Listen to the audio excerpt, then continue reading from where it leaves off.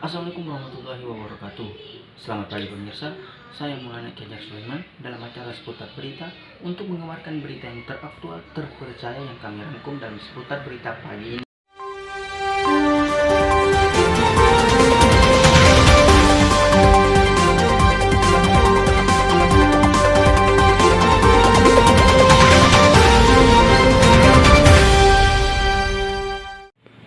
Seputar berita pagi ini dimulai dari informasi pemerintah Indonesia resmi melarang warga negara asing masuk Indonesia per 1 Januari sampai 14 Januari 2021. Aturan tersebut diberlakukan untuk mengantisipasi virus corona jenis baru yang dinilai penyebarannya lebih cepat. Pemerintah Indonesia resmi memberlakukan pembatasan kedatangan warga asing ke tanah air. Langkah ini diambil setelah merebaknya varian baru COVID-19 yang menyebar di Eropa dan di Australia. Aturan tersebut berlaku 1 Januari hingga 14 Januari 2020. Menteri Luar Negeri Retno Marsudi menyatakan penyebaran jenis virus baru itu lebih cepat. Untuk itu, protokol kesehatan akan diperketat dalam surat edaran baru Satgas COVID-19. Di antaranya, masa berlaku tes PCR hanya berlaku 2 hari. Selain itu, WNI dan WNA yang masuk ke tanah air harus dikarantina selama 5 hari.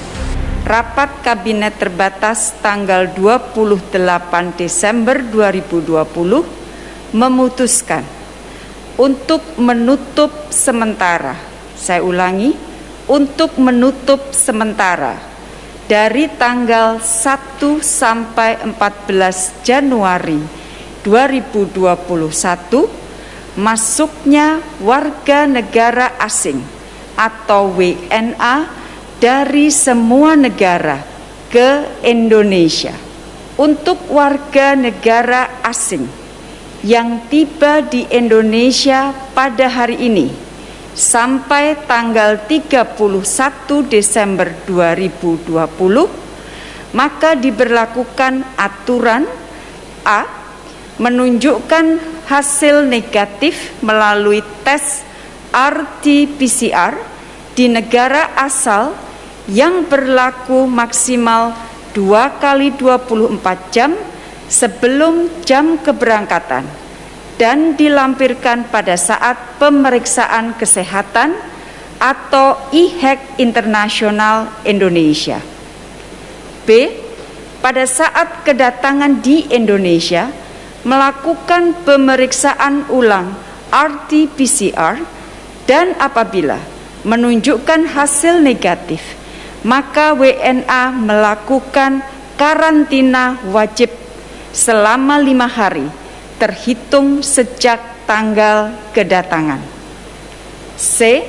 Setelah karantina 5 hari, melakukan pemeriksaan ulang RT-PCR dan apabila hasil negatif, maka pengunjung diperkenankan meneruskan perjalanan. Sementara itu, pemerintah akan mengecualikan perjalanan WNA ke Indonesia bagi kunjungan resmi pejabat setingkat menteri ke atas. Mereka pun tetap diwajibkan menerapkan protokol kesehatan yang sangat ketat. Dari Jakarta, Yasin Indris, Andri Panca, TV One mengabarkan.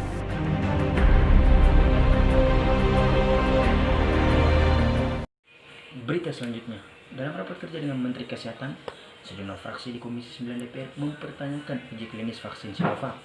Saat ini 1,2 juta vaksin telah tiba di Indonesia dan masih dalam uji tahap 3 di BPOM.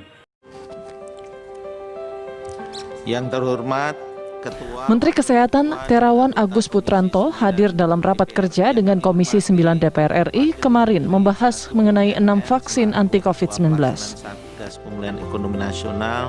Apakah ini sudah pernah diuji cobakan atau disuntikkan di negara lain?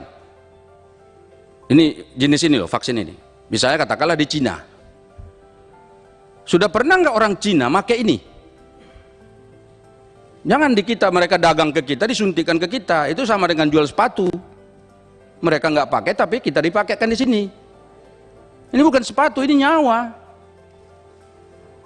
Ya kan? Sudah pernah nggak dipakai di Brasil? Tadi Pak Nur Yasin menyebut dari Kompas lagi sumbernya Brasil sudah nolak resmi Sinovac. Apa satu lagi Pak tadi? Brasil? Turki nolak. Ya kan? Kemudian kita sekarang mau pakai. Nah, kemudian yang berikutnya pertanyaannya adalah, ini seednya dari mana sebetulnya? Seed itu apa namanya itu? Sumber apa itu? Ya, kalau peneliti ngerti maksudnya itu.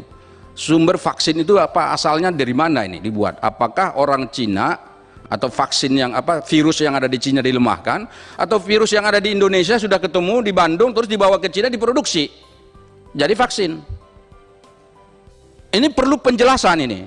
Vaksin yang belum terbukti ya efektivitasnya, ya termasuk kita di tanah air juga masih melaksanakan uji klinis tahap 3, kok berani-beraninya diberikan pada tenaga kesehatan gitu. Kalau kemudian dampaknya ini yang tadi saya sebutkan, naudzubillah min dzalik gitu ya. Mencetak tenaga kesehatan baik dokter dan perawat ini bukan waktu yang sebentar, perlu waktu yang lama, proses yang panjang seperti itu.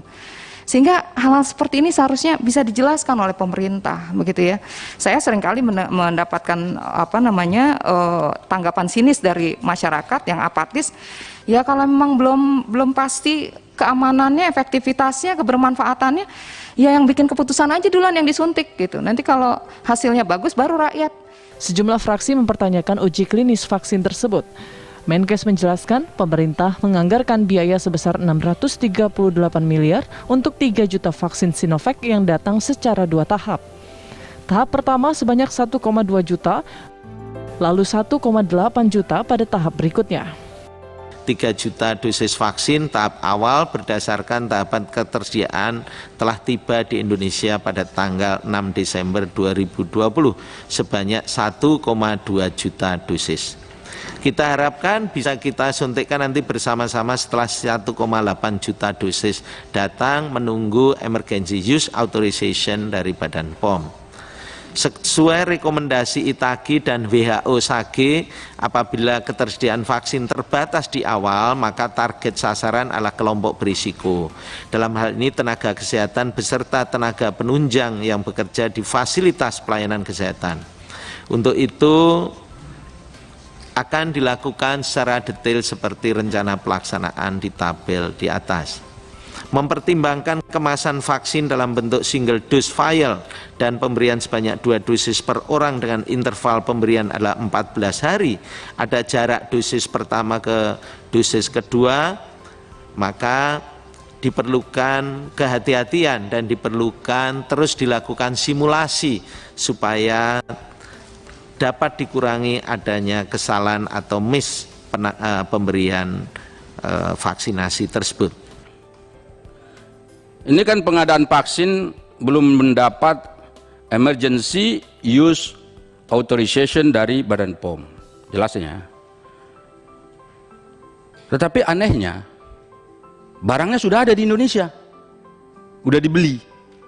DP-nya berapa coba? 80%. Nanti soal DP mau saya tanya lagi, itu berapa sih DP itu? 80% itu bukan DP, bayar lunas itu sebetulnya. Nah, pertanyaan saya gini, ini emergency use authorization-nya belum keluar, tapi barangnya sudah ada. Pertanyaan krusialnya adalah, jika nanti ternyata Badan POM memutuskan ini tidak layak, atau katakanlah tidak mau mengeluarkan emergency use authorization, ini barang mau diapakan? Nggak bisa disedekahkan ini, ya nggak kan? Kalau barang yang lain tuh udahlah nggak bisa pakai, udahlah sedekahin aja sama orang yang bisa pakai. Ini nggak bisa, orang nggak dia emergency use authorization-nya, nggak kok.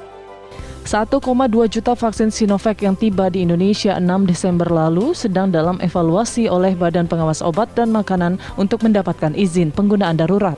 Jika sudah mendapatkan izin dari BPOM, vaksin akan didistribusikan pada awal tahun 2021 dan diprioritaskan kepada tenaga kesehatan. Dari Jakarta, Bimo Asdani, TV One mengabarkan. Berita tadi menutup acara seputar berita pagi ini. Saya Muhammad Fajar Sulaiman mengucapkan terima kasih. Tetap taat terhadap protokol kesehatan. Sampai jumpa. Wassalamualaikum warahmatullahi wabarakatuh.